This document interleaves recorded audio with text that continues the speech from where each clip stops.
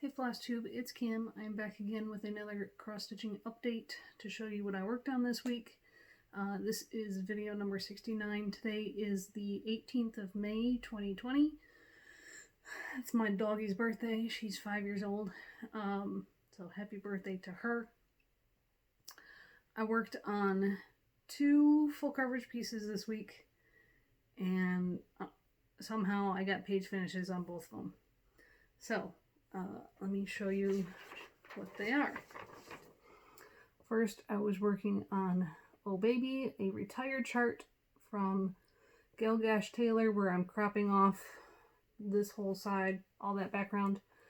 And last week I showed you I had the big section of black here almost complete. Well, I finished that whole page, so now I have the second row finished. I have done 6,900 tent stitches on it for the month. And there he is. So he looks pretty darn good. I have 5 full pages and 6 partials left. So maybe a 2021 finish for him. Let me show you the page closer up. Lots of different colors in there. So there was page and row finish on him. I call it a him because I knew a liver chestnut colt just like that when I lived in North Carolina. And then I picked up Sunday Delight and decided to work on this page right here, because I had finished this page with the banana and this side of the bowl of ice cream.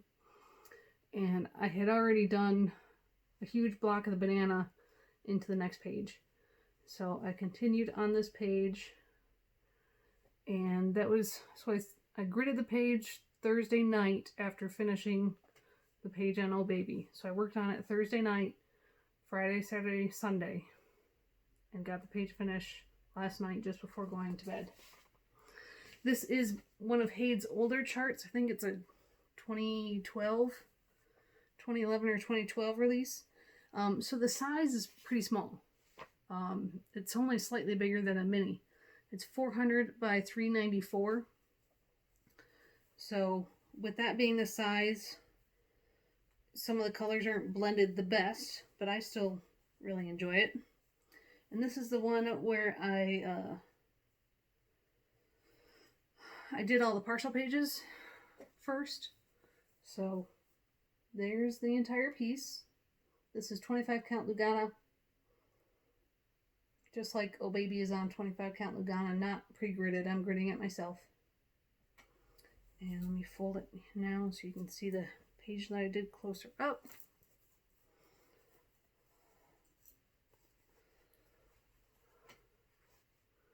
So I already had most of this brighter yellow done into the page.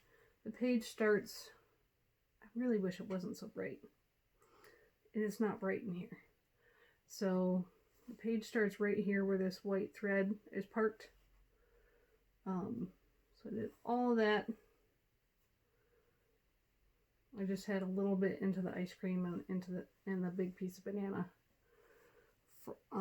feathered into that page. So you can see closer up how the bowl has some weird colorations to get the shading. But once you back up, it all comes together. And my phone is changing the lighting. So that was just over 7,000 tent stitches in those just over 3 days for the page finish on that one. And that's all I worked on. That's all. That was, let's see, almost 14,000 tent stitches in a week. For Page Finish Mania, that brings my total to 6 full pages, 3 partial pages, and so far I have done 26,500 tent stitches for the month of May. And I have seven parks for the Full Coverage Fanatics National Park Challenge. 7 parks in work. Yeah. All of Tier 3 and the 2 parks in Tier 4 I have started. And then, since I finished that this last night, this is my oldest daughter's last week of school. She only has school Monday through Wednesday. And grades were already input on Friday. So these last 3 days, there's no academics. It's just fun activities like the kids usually have the last bit of school. Normally they're going on field trips or whatever, watching movies, that kind of thing.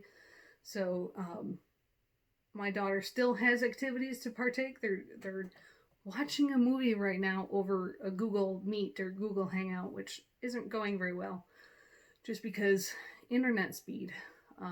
But so this morning she was still able to do some fun activities, but it didn't require as much supervision and attention from me. I just had to get her started.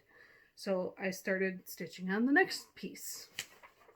So I picked Beauty and the Beast back up to start working on this page. So for the 3rd row pages, we get into her top hand, and most of the rows will be in that first page of the row. So I've already put in 500 stitches today. It's only 2 colors. Just bringing the darkest colors down, and then I'll move this way. That's how on this chart, excuse me, the colors flow. And as a side note, the owner of Tilton Crafts her name is Shelly Lee. She is struggling to keep her business afloat right now. She is a 1-person company, so she does this all herself. She did post in the Tilton Crafts cross stitch group that her company is struggling, and she might have to shut down at some point. So it's been shared in several cross stitch groups, including Michelle from Haid also shared it in her Haid group, that Shelly Lee needs some support. So if you are so inclined and have the financial ability and you like full coverage, I will leave the Tilton Crafts website down below. A couple months ago, she has been in the process of moving to a new website, and so she has almost everything back up and listed on the new website. So go take a look and see if anything catches your eye. I've got 2 Tilton Crafts charts. I love them both. They are different from Haid's, but it's not better or worse. They're just different. The pages stitched up slightly faster for me, and not just because they're a smidge smaller. It flows, and there isn't as much confetti. So I will leave the Tilton Crafts website below. So this week I will get this page done. No problem, I'm going to say. And then after that, I will probably go to Star Wars. This piece I started on December 30th of last year. So I have a very small start. I'll show it to you.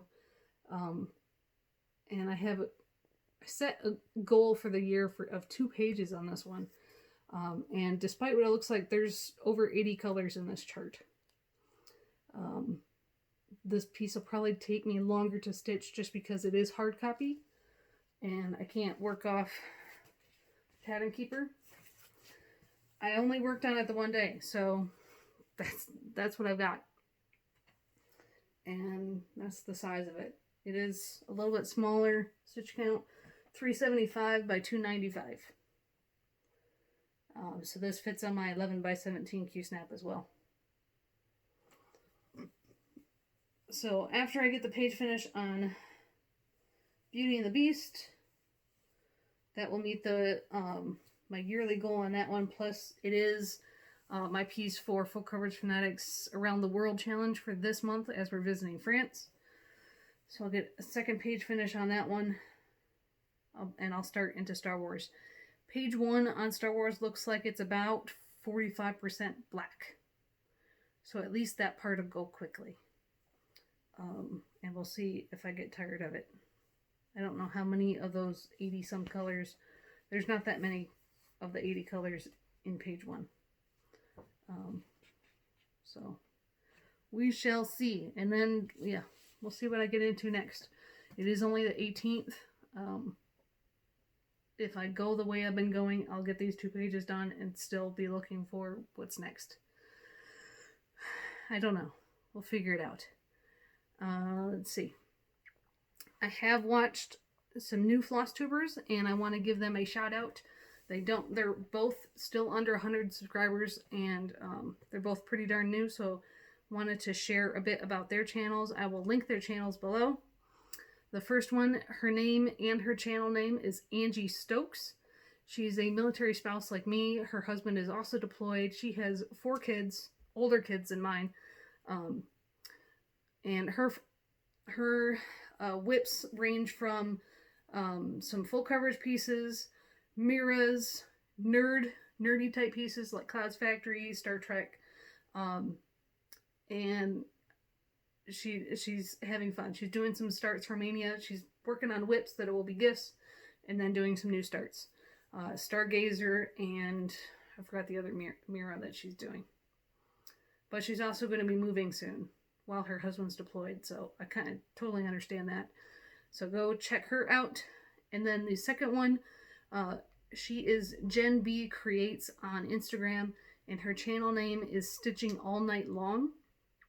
She did her first video a couple days ago. That was a whip parade, and she has Long Dog samplers, Owl Forest embroidery, Soda Stitch, Mill Hills, and a lot of Hades. Quite a few of which are max color. So she does a little bit of everything. It's not just full coverage. Like me, she's got full coverage and non-full coverage.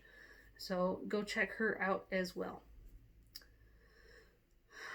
And short video, but that is it for my stitching update.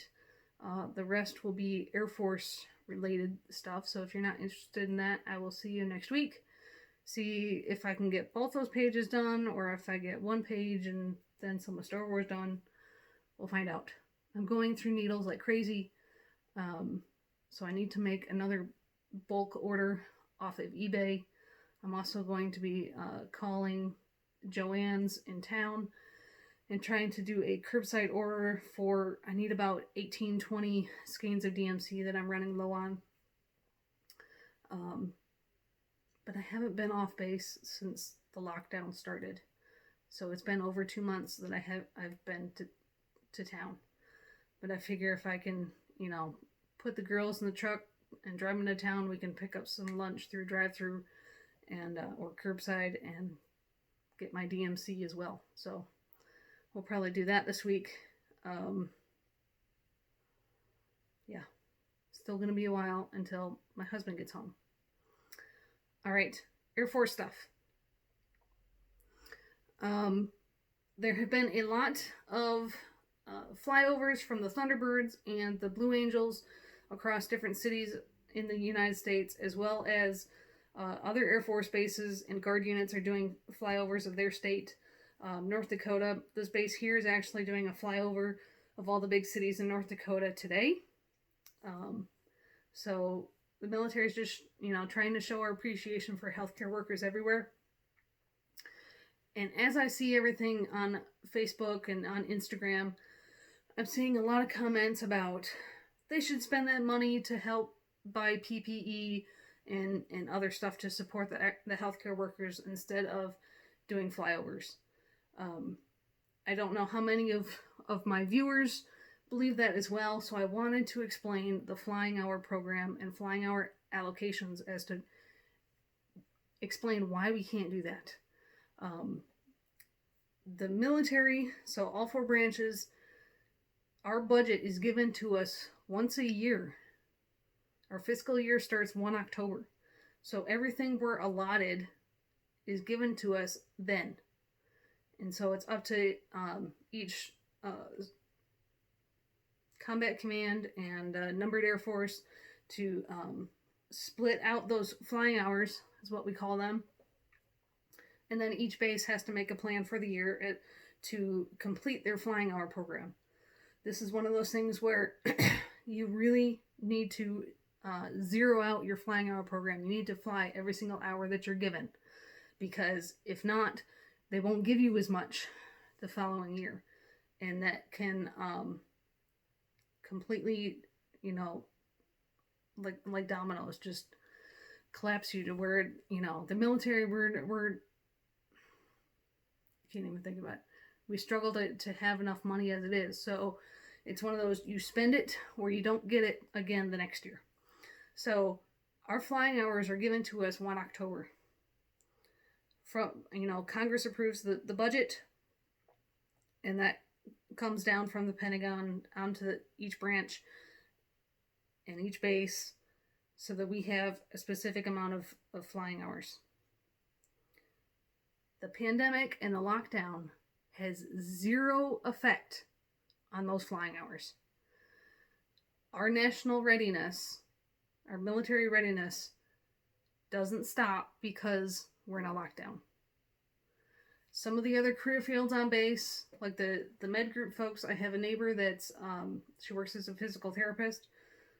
She was doing some of her meetings with patients by video, and she was only going in like every other day.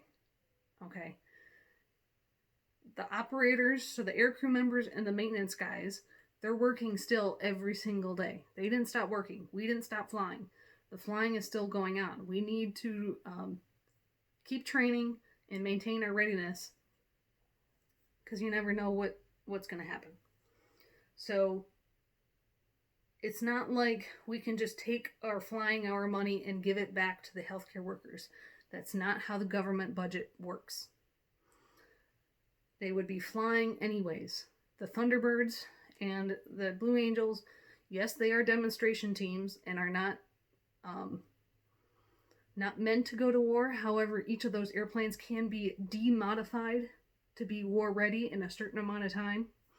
So their mission for those demonstration teams is to do air shows, and, you know, they work on recruitment. They get everybody pumped about the military, right? And they would be doing this either flying at air shows or flying at their home bases, training and practicing their show. Regardless, they would still be doing this, even if they weren't doing flyovers across the country. They're getting more practice by doing flyovers than they would be if they were just practicing their show at their home station. Pensacola for the Blue Angels and Nellis Air Force Base for the Thunderbirds. So it would still be happening. And all the Air Force bases and guard units that are doing flyovers of their states that aren't getting the Thunderbirds and Blue Angels, they're getting training too. Our guys do cross-country flights all the time. You just don't know about it. It's not televised until things like this, where, you know, we're supporting our healthcare workers. So it's not like we can just stop flying and say, here's some money to the healthcare, you know, Department of Health. That's not how it works. So that's how the flying hour allocation works. I do have a video that, okay, so there's different major commands in the Air Force. All the fighters are in Air Force Combat Command. All the bombers are in Global Strike Command. And then all the cargo airplanes are in is it Air Force Materiel. So you have air education and training that I already told you about when I was at Luke. So they're all about education. So there's different areas of the Air Force where it's organized that way. So Global Strike Command posted this video of some exercises they've done through April into May, all the different bombers. So Air Force bombers are the B-1 bomber, which is in Ellsworth Air Force Base, South Dakota. The B-2 bomber, which is Whiteman Air Force Base in Knob Noster, Missouri. And the B-52, which is here in Shreveport, Bossier City, Louisiana. So here's a video I'm going to show you. Hopefully not have too much glare. And this isn't just a current thing. Like, they're going to be talking about some long flights, global flights over 24 hours. And my husband actually did one of those back in 2015. He took part of a 24-hour flight. So that's a whole lot of aerial refueling. They take they take more crew members than required so they can rotate out and sleep, because obviously you can't have them operating that long. So here's a video. Let me get it back to the right spot.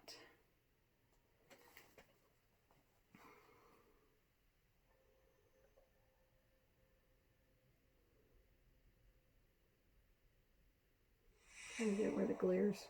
So that's a B2. That's the delta wing shaped.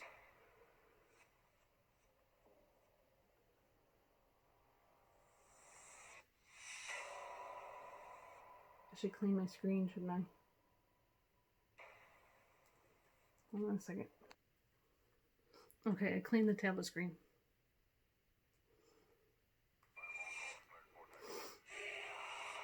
That's a B-52. B-1.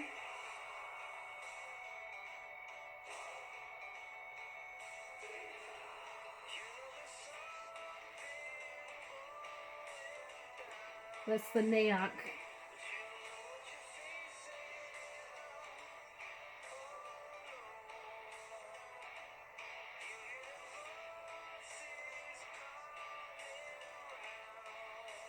That's an engine on an engine trailer.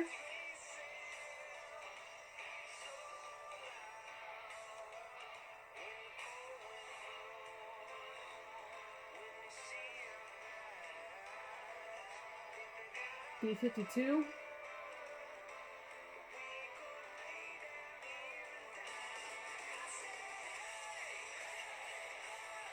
B-1.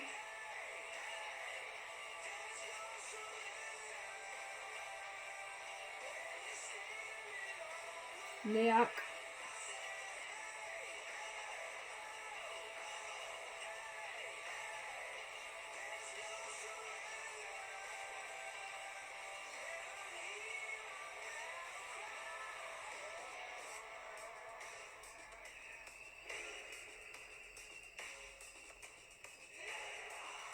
That's called marshalling.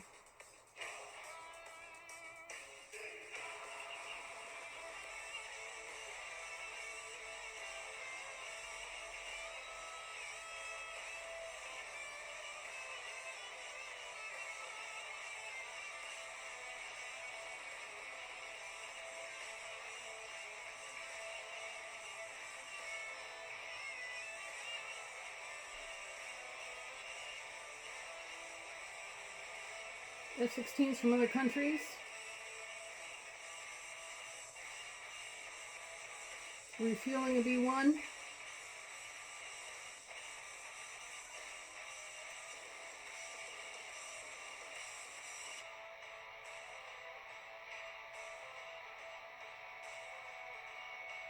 B-2.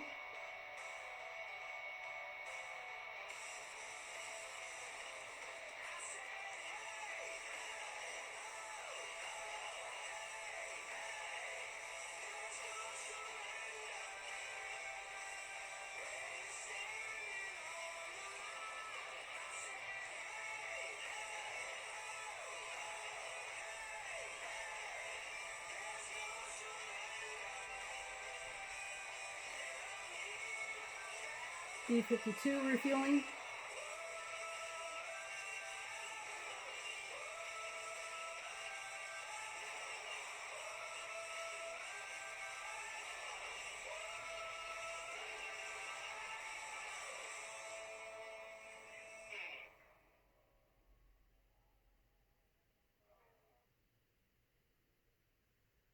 Alright, that's the end.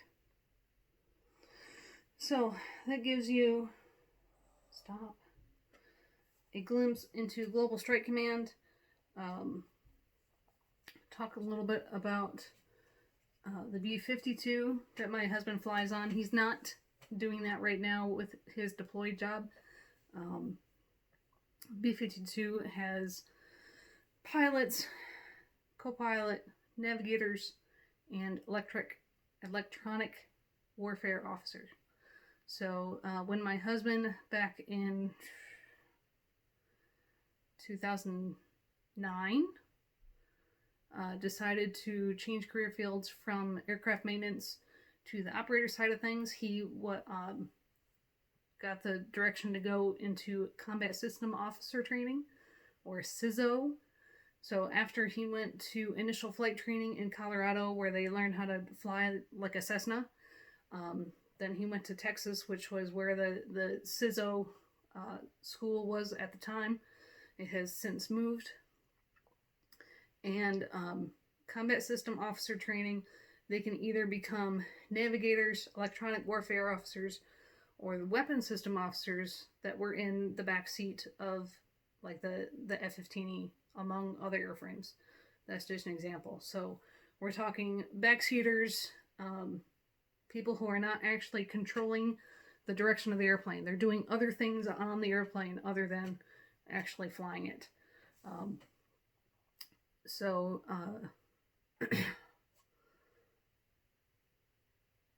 The B-52 does not just drop bombs. It has a whole bunch of other capabilities that mean that other countries don't even want it to fly over their country. That's why B-52s are only, we only have 2 bases, and we usually we deploy to 1 to 2 different locations. And even if there's an in-flight emergency and they have to emergency land somewhere, they have to choose carefully where that is, because some countries do not want us landing there, even if we have Air Force bases in that country, like in Europe. So my husband, even though I had a secret security clearance, he cannot tell me exactly everything that he does on the B-52. I do not have a need to know. I have been up inside a B-52 before my girls were born, and I could see where he sits, and they had garbage bags, black garbage bags, over his station on the airplane, because, again, people didn't need to know. There's certain capabilities on a B-52, even though it's over 60 years old. All these airframes are 1960, 61, 62. That's how old these airframes are for the B-52. So, still 60 years later is a very, very much needed airframe. Trying to figure out how to say that. So, one funny story since our anniversary visit this past year, one of the tattoos my husband has is on his shoulder, and it's 2 interlocking wedding rings with our wedding date and flames behind it as a background. So as he went through survival training, part of that is when they imitate being caught and being asked questions. And one of the instructors was trying to get under my husband's skin and was, saying, "Oh, is that your wife?" Like, blah, blah, blah, blah, blah. And my husband pulled one over on the instructors and said, "No, that's the date my parents died in a fire. And they were happily married for however many years," which is completely false. But in this exercise where he was being tested mentally and physically as to what he could withstand, that's the lie that he told the instructor, and they believed him. So it was just kind of funny. So those are your Air Force stories for the day. Remember to go check out those Flosstubers, and I will see you guys next week. Bye, guys.